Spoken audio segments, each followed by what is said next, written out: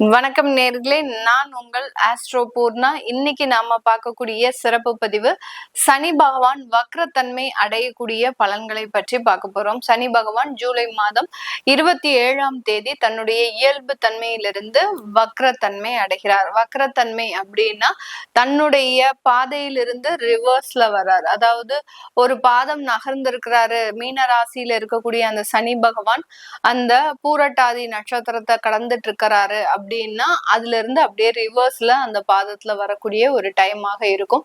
இந்த இடத்துல இந்த சனி பகவானினுடைய வக்ரத்தன்மை அப்படின்றது பாத்தீங்கன்னா ரொம்பவும் கவனிக்க வேண்டிய ஒரு விஷயம். ஏன்னா ரொம்ப சர்வசாதாரணமாக நம்ம எப்போதுமே பாத்தீங்கன்னா ஜென்ம சனி, ஏழரை சனி, கண்ட சனி, அஷ்டம சனி, இப்படி ஒவ்வொரு விதத்திலையும் சனி பகவான் சில பிரச்சனைகளை எல்லா ராசி என்பர்களுக்கும் கொடுப்பார். ஏன் பிரச்சனைகளை மட்டும் கொடுக்கிறார் சனி பகவான்? அவருக்கு என்ன உங்க மேல ஏதாவது பகையா, இல்ல தேவையில்லாத ஒரு காழ்ப்புணர்ச்சி இருக்குதா? எதுவுமே கிடையாது. நீங்க செய்யக்கூடிய ஒவ்வொரு வினைகளுக்கும் எதிர்வினையை கொடுக்கக்கூடிய ஒரு தன்மை வாய்ந்த கிரகம் இந்த சனி பகவான். அதாவது நிழல் கிரகங்கள் ஒரு விதமாக செயல்படும் போது இந்த சனி அப்படின்ற ஒரு பாவ கிரகம் நீதிகாரகனாக செயல்படுகிறார். அதனாலதான் அந்த சனி பகவானுக்கு ஈஸ்வரன் பட்டம், அந்த சிவனுக்கு கொடுக்கக்கூடிய அந்த சிவனுடைய பேரான இன்னொரு பேரான அந்த ஈஸ்வரன் அப்படின்ற ஒரு பட்டம் இந்த சனீஸ்வரனுக்கு நம்ம கொடுத்துருக்குறோம்.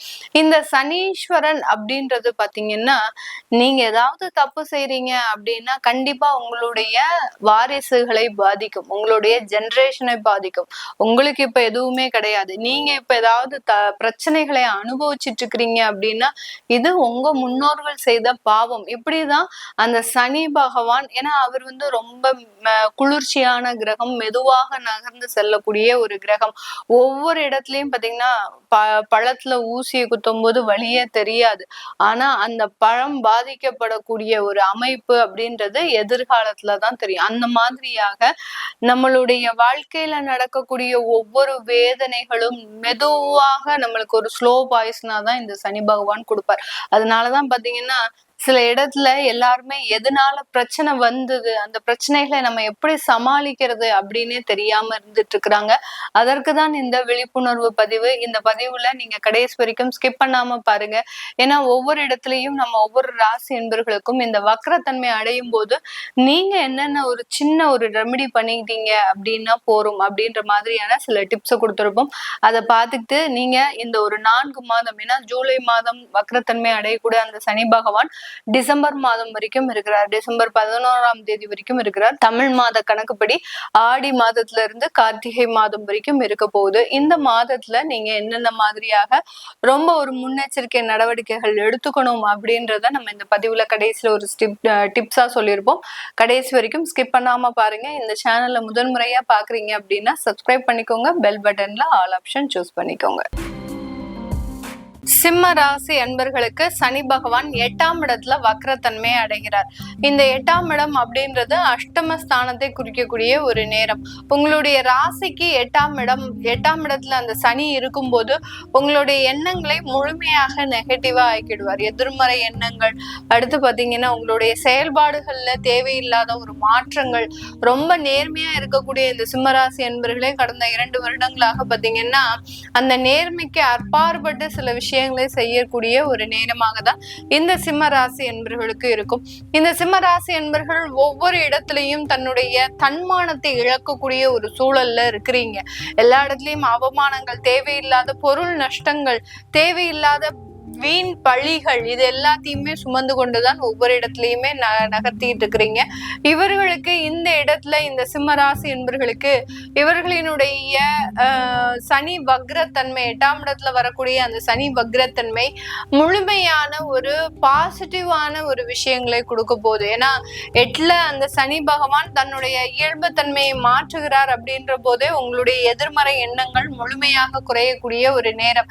எல்லா இடத்துலயும் குழப்பம், எதையும் இடத்துலயும் தெளிவான முடிவெடுக்க முடியாத ஒரு சூழ்நிலைகள் இப்படி எல்லாம் இருந்துட்டு இருந்த இந்த சிம்ம ராசி என்பவர்களுக்கு இந்த 4 மாத காலங்கள் உங்களுடைய முடிவுல நல்ல ஒரு தெளிவான ஒரு சூழ்நிலையிலையும் அடுத்து பாத்தீங்கன்னா எல்லா இடத்துலயும் ஒரு பாசிட்டிவான ஒரு விஷயங்கள் இது நாள் வரைக்கும் ஒரு அவமானங்களையும் ஒரு தேவையில்லாத பேச்சுகளையும் அனுபவித்து வந்த இந்த சிம்ம ராசி என்பவர்கள் இனி வரக்கூடிய காலங்கள்ல அந்த அவமானங்களை எல்லாத்துலயுமே இருந்து வெளிவரக்கூடிய ஒரு நேரமாக இருக்கும். கடன் பிரச்சனைகள், தீராத கடன் பிரச்சனைகள் அப்படின்னு சொல்லக்கூடிய அளவிற்கு இந்த சிம்ம ராசி என்பவர்களுக்கு ஒரு வருடத்துல பாத்தீங்கன்னா பல மடங்கு பல லட்சம் அப்படின்ற மாதிரியான ஒரு கடன் தொந்தரவுகள் அதிகரிச்சிருக்கு.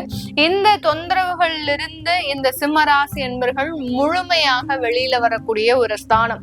அடுத்து பாத்தீங்கன்னா இந்த சிம்மராசி என்பவர்கள் தன்னுடைய வியாதி தொந்தரவுகள்ல இருந்தும் முழுமையாக வெளியில வரக்கூடிய ஒரு நேரமாக தான் இருக்கும். ஏன்னா வியாதி அப்படின்னு சொல்ல போனா இந்த சிம்மராசி என்பவர்களுக்கு முதல்ல வரக்கூடிய ஒரு பிரச்சனையே பாத்தீங்கன்னா இருதயம் சம்பந்தப்பட்ட பிரச்சனைகள், ஹார்ட் அட்டாக், ஹார்ட்ல பாத்தீங்கன்னா ஸ்டெண்ட் வைக்கிறது, அடுத்து பாத்தீங்கன்னா வால்வு அடைக்கிறது, பிளாக் ஆகுறது, இந்த மாதிரியான இருதயம் சம்பந்தப்பட்ட எல்லா விதமான பிரச்சனைகளையுமே இந்த சிம்மராசி என்பவர்கள் அனுபவிச்சுட்டு இருக்கிறாங்க. அதுல இருந்து முழுமையான நிவாரணம் அப்படின்றது இந்த சிம்மராசி என்பவர்களுக்கு இந்த சனி வக்ரத்தன்மை முழுமையாக கொடுக்க போகுது. இந்த இடத்துல சிம்மராசி என்பவர்கள் தன்னுடைய வேலையில அங்கீகாரம் கிடைக்கல அப்படின்னு இருக்கக்கூடியவர்களுக்கு முழுமையான அங்கீகாரம் அப்படின்றது கண்டிப்பாக இருக்கும். வெளிநாட்டு வாய்ப்புகள் வேலையில கிடைக்க போகுது. வெளிநாட்டு வளர்ச்சிகள் அப்படின்றது கண்டிப்பாக இருக்கக்கூடிய ஒரு ஸ்தானம் தான். அடுத்து பாத்தீங்கன்னா உங்களுடைய வேலைக்கேற்ற ஒரு உயர்வுகள் அப்படின்றது அரசாங்க உத்தியோகத்துல இருக்கக்கூடியவர்களுக்கு கிடைக்க போகுது. ஏன்னா சிம்மராசி என்பவர்கள் நிறைய பேர் பாத்தீங்கன்னா அரசாங்க உத்தியோகத்துலதான் இருப்பாங்க. அந்த அரசாங்க உத்தியோகத்துல தேவையான அளவுக்கு இவர்களுக்கு அந்த பணியிட மாற்றம், அடுத்து பாத்தீங்கன்னா ஒரு தகுதியான ஒரு வருமானம், தகுதியான ஒரு பதவிகள், இது எல்லாமே இல்லாம தான் இருந்துட்டு இருக்கிறாங்க. ஏதோ ஒரு அரசாங்க உத்தியோகர் அப்படின்றதான் பேரு, ஆனா உள்ள எல்லாமே பாத்தீங்கன்னா இவர்களுக்கு தேவையில்லாத வேலைகள் தான் நடந்து கொண்டு இருக்கும். அந்த அளவுக்கு இந்த சிம்மராசி என்பவர்கள் தன்னுடைய தன்மானத்தை இழந்து செயல்படக்கூடிய ஒரு நபர்களாக தான் இருக்கிறாங்க. இது எல்லாமே முழுமையாக நிவர்த்தி அடையக்கூடிய ஒரு கால சூழ்நிலைகள் தான் இந்த சிம்மராசி என்பவர்களுக்கு இருக்க போது.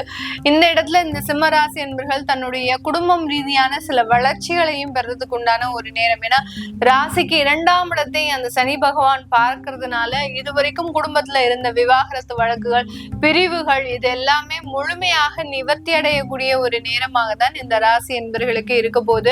அடுத்து பாத்தீங்கன்னா புதிதாக திருமண வரன்கள் அப்படின்றது கண்டிப்பாக இருக்கும். அந்த வரன் மூலமாக உங்களுடைய வாழ்க்கையை முழுமையாக மாற்றி அமைக்கக்கூடிய ஒரு நேரமாக தான் இருக்கும்.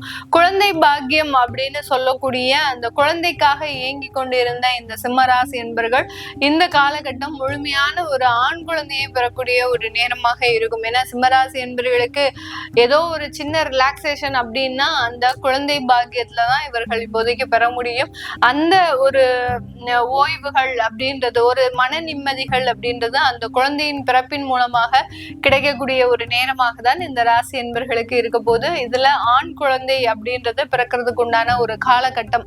ஏன்னா ராசிக்கு 5ஆம் இடத்தை அந்த சனி பகவான் 10ஆம் பார்வையாக பிறக்கிறதுனால உங்களுடைய அடுத்த வாரிசு அப்படின்றது கண்டிப்பாக இருக்கக்கூடிய ஒரு தருணமாக தான் இந்த சிம்மராசி என்பவர்களுக்கு இருக்க போது.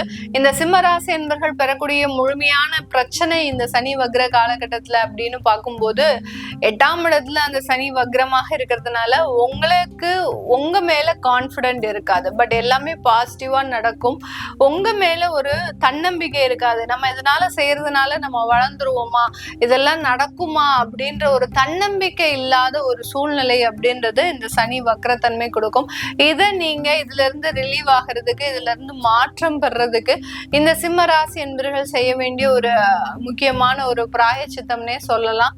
நீங்க இந்த காலகட்டம் பாத்தீங்கன்னா ஒவ்வொரு சனிக்கிழமையும், சனிக்கிழமை முடியாதவங்க புதன்கிழமை, இந்த ஒவ்வொரு சனிக்கிழமையும் நீங்க சனீஸ்வர பகவானுக்கு, ஏன்னா அஷ்டம சனி அப்படின்றது இருக்கிறதுனால இந்த 4 மாத காலமும் ஒவ்வொரு சனிக்கிழமை இடைவிடாம ஒவ்வொரு சனிக்கிழமையும் சனி பகவானுக்கு ஒரு நல்லெண்ணெய் தீபம் போடுங்க. 2 தீபம் போட்டா போறோம். நீங்க அடுக்கடுக்கா போடவே வேண்டிய அவசியம் இல்லை.